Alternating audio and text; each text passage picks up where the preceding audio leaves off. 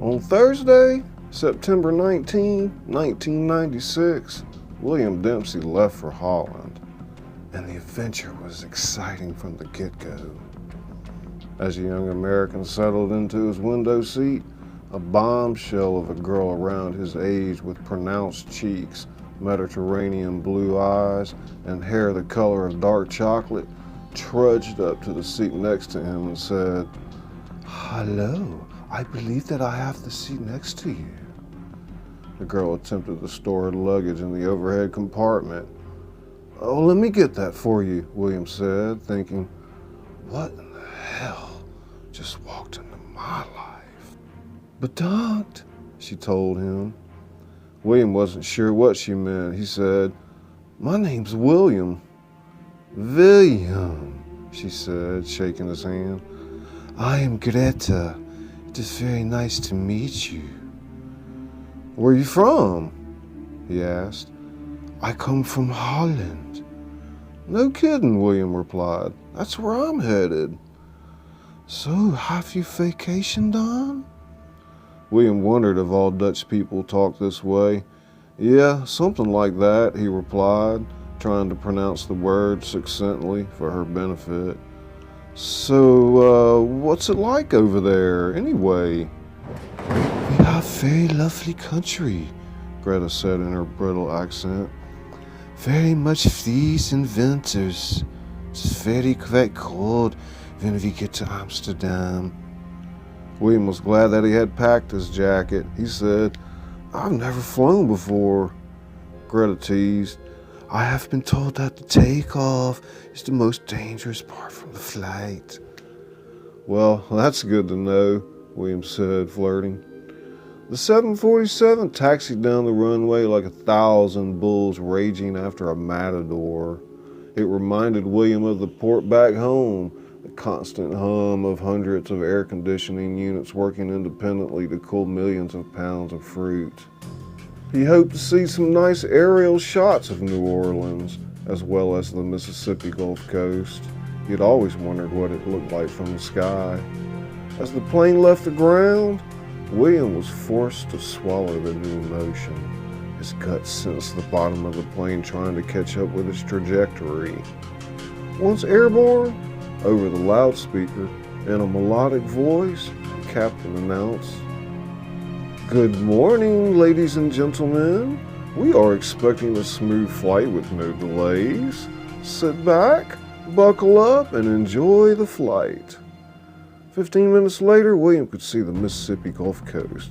He spotted Highway 49, the roadway leading to Hattiesburg, home to NFL MVP Brett Favre, which was about an hour's drive from the coast, although most people didn't know that he was actually from the Kill, a rural town in Hancock County.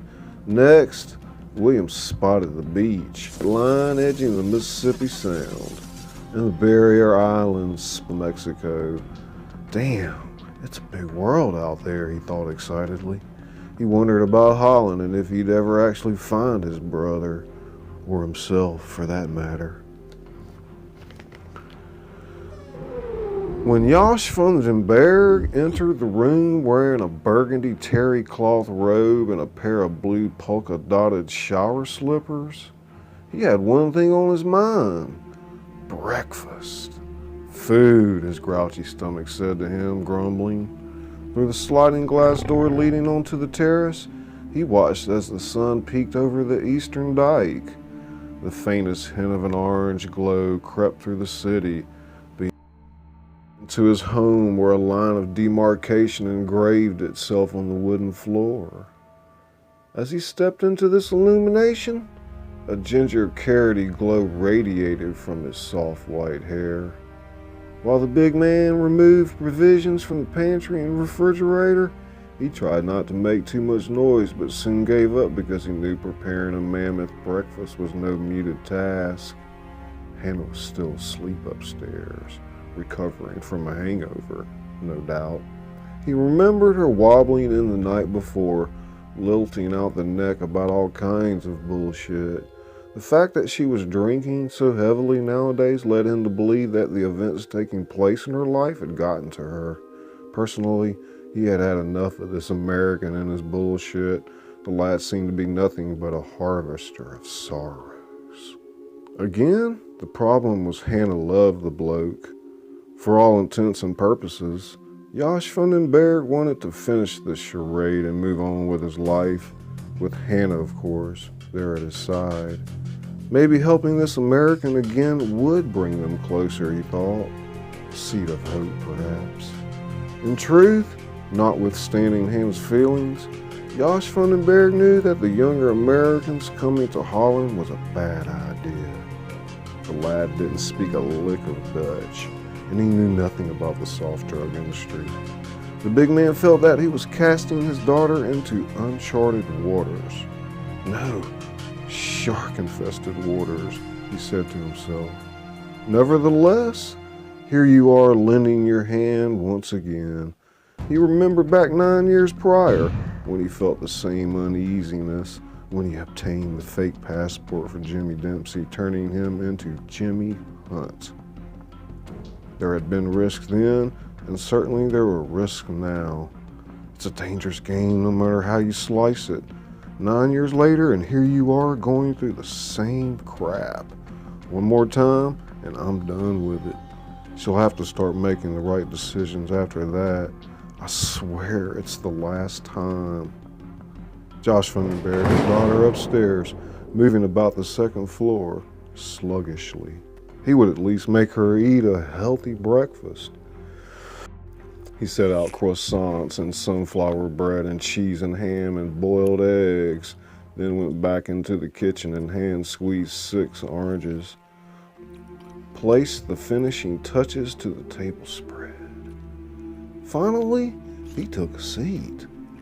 Yum, he said to himself, wanting to dive in and get started. Scotch, we have an ontbijt. 5 minutes later, Hannah sloshed down the stairs and came into the living room. She grunted a solitary good morning to him. Josh van den Berg said, "Rough night last night?" Like a pouty child, Hannah flashed a coiled lip. She rubbed her eyes, blinked several times, and said, "Pa, I'm thirsty." "You need vitamins," handing her a glass of juice. Hannah grabbed the glass with both hands and chugged the orange liquid. "You sure you up to all this?" "Yeah, Pa, I'm sure. I just drank too much last night, that's all." "Well, a good breakfast will help you."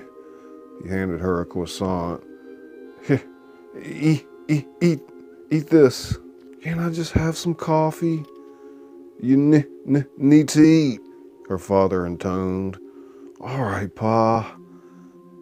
She didn't want to upset him. "I'll try." After a while, the two of them enmeshed themselves in a deep conversation. The big man's chair sat half a meter back from the table, his legs stretched out in front of him. He rubbed his plump belly. "Timon will teach the lad everything he needs to know. Actually, you might think about spending some time on the farm, get to know the younger brother. Besides, I have appointments at the hair salon." Well, just for a few days then." "All right, Pa, just for a few days, and that's it." In Belgium, Hunt played the lone tourist well. He had spent the last decade keeping a low profile. He settled easily into his new role. The weight of the 5 million guilders was taken heavy, and he couldn't stress enough to himself how important it would be to stay out of trouble, avoid any confrontation whatsoever. "That's all I need," police asking questions. He knew that if they looked in his bag, it would be all over. Enjoying his newfound wealth, Hunt visited museums, cathedrals, restaurants, and pubs. For the first time in his life, he ignored the prices on the menus, enjoyed the finest cuisine that the city had to offer. He stayed away from the trinkets at souvenir shops that would only serve as a nuisance. Bruges, Belgium, differed vastly from the mean streets of Terneuzen. despite the fact that only a 30-minute drive separated the two cities. And now that he'd been out of Trinotion for a while, he was able to see the crazy city for what it was, a prison of sorts. Looking back, he couldn't believe how wrapped up he'd gotten in the game.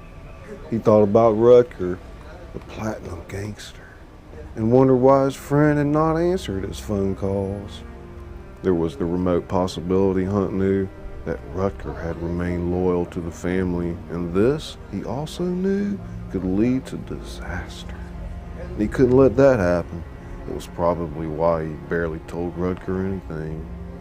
Only one man knew of his whereabouts, the Mozambican. Hunt sat in the corner of a local deli and toyed with a plate of Belgian waffles. He hated the fact that he'd left without saying goodbye to Hannah. Hunt pictured her face when she found out that he'd disappeared. "There was nothing I could have done, baby," he said out loud, to no one in particular, as if she could hear him. "I wanted to say goodbye, I did, but I was afraid of what might happen." Hunt sat in silence for a long moment and thought, "I hope she gets the letter and meets me in Amsterdam on my way to Denmark. Then we can be together forever."